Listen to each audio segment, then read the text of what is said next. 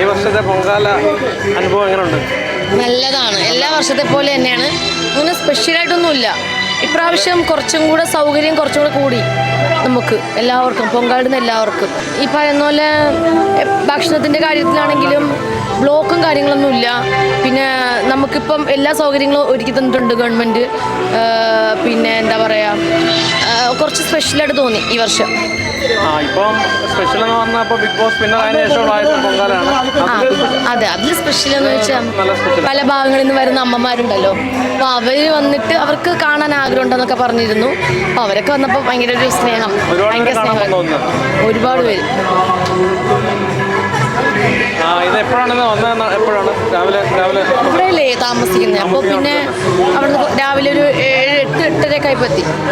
വേറെ പുതിയ വിശേഷം സിനിമ അല്ല, നമ്മുടെ ഏഷ്യൻ്റെ പുതിയ പ്രോഗ്രാം വരാൻ പോകുന്നുണ്ട്. അപ്പോൾ അത് ഉടനെ തുടങ്ങും.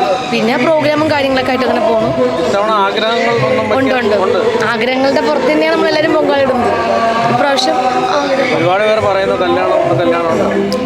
അവിടെ ഏറ്റവും വലിയ എല്ലാവരുടെ ആഗ്രഹമാണ് എന്നെ ഒന്ന് കെട്ടിച്ചു വിടണമെന്നുള്ളത്.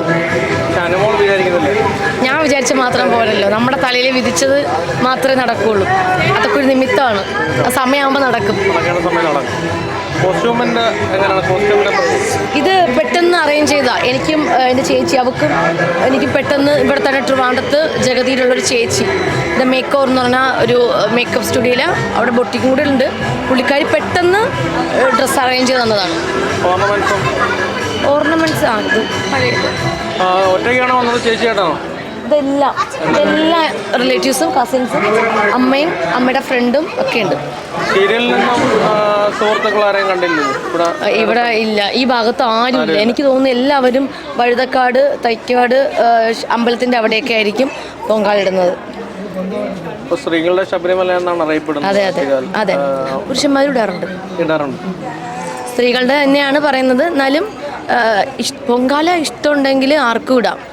അത് തന്നെ. അങ്ങനെ എനിക്ക് ആർക്കും വേണമെങ്കിൽ ഇടാന്നുള്ള ഇതിലാണ് ഞാൻ നിൽക്കുന്നത്. അല്ല, അങ്ങനെ ചോദിച്ചു കഴിഞ്ഞാൽ ചെറിയ പ്രായം മുതലേ അമ്മയുടെ കൂടെ വരാൻ തുടങ്ങിയതാണ്. ഇടാൻ തുടങ്ങിയിട്ട് എനിക്ക് തോന്നുന്നു കുറേ വർഷമായി തനിയെ ഇടുന്നത് അമ്മയുടെ കൂടെ.